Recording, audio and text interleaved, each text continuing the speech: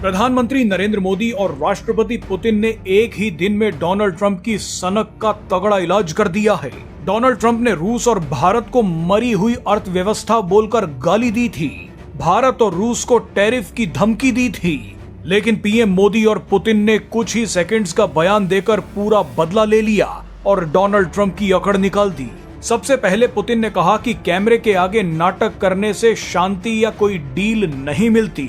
इसके बाद पीएम मोदी ने बयान दे दिया कि भारत की अर्थव्यवस्था दुनिया की तीसरी सबसे बड़ी अर्थव्यवस्था बनने वाली है।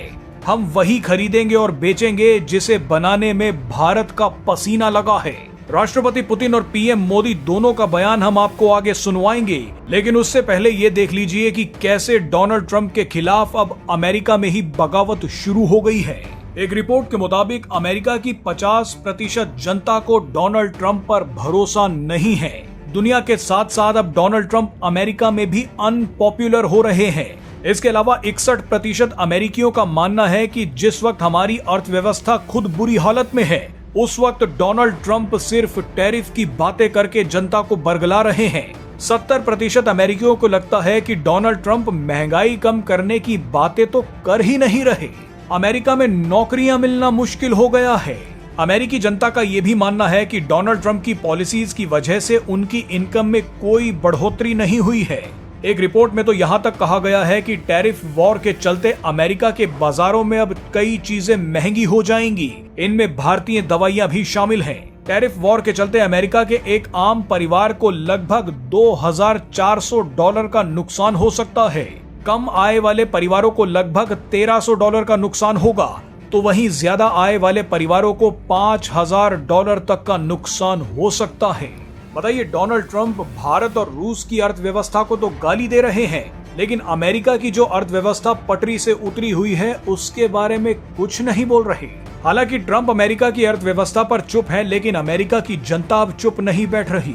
डोनाल्ड ट्रंप बोल रहे थे कि अमेरिका की बात ना मानने के लिए पीएम मोदी और पुतिन को पछताना पड़ सकता है, लेकिन आंकड़ों को देखें तो अब पछताने की बारी डोनाल्ड ट्रंप की है। पुतिन को अभी भी 86% रूसियों का समर्थन प्राप्त है। पीएम मोदी को 75% भारतीयों का समर्थन प्राप्त है, लेकिन इसके बावजूद ट्रंप धमकी पीएम मोदी और पुतिन को दे रहे हैं। बहरहाल अब आपको राष्ट्रपति पुतिन और पीएम मोदी का वो बयान सुनवाएंगे जिसने ट्रंप के होश उड़ा दिए हैं। Нужно вести обстоятельные разговоры. И не на публике, а это делать нужно спокойно, в тиши. भारत भी दुनिया की तीसरी सबसे बड़ी अर्थव्यवस्था बनने जा रहा है। इसलिए भारत को भी अपने आर्थिक हितों को लेकर सजग रहना ही है। हमारे किसान, हमारे लघु उद्योग, हमारे नौजवानों के रोजगार, इनका हित हमारे लिए सर्वोपरि है।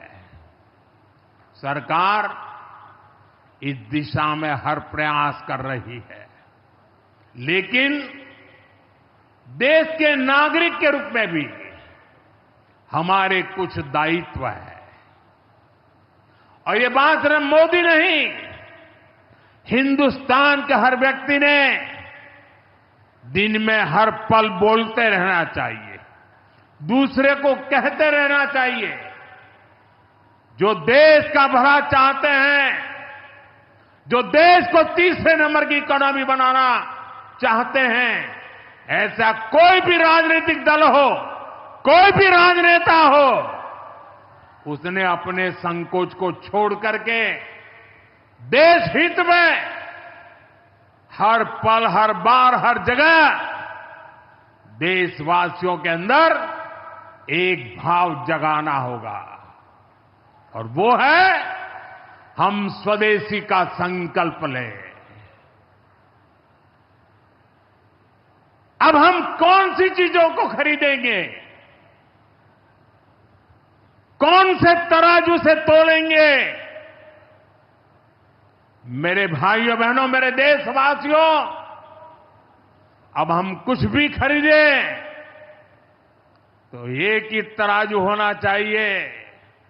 हम उन चीजों को खरीदेंगे जिसे बनाने में किसी न किसी भारतीय का पसीना बहा है।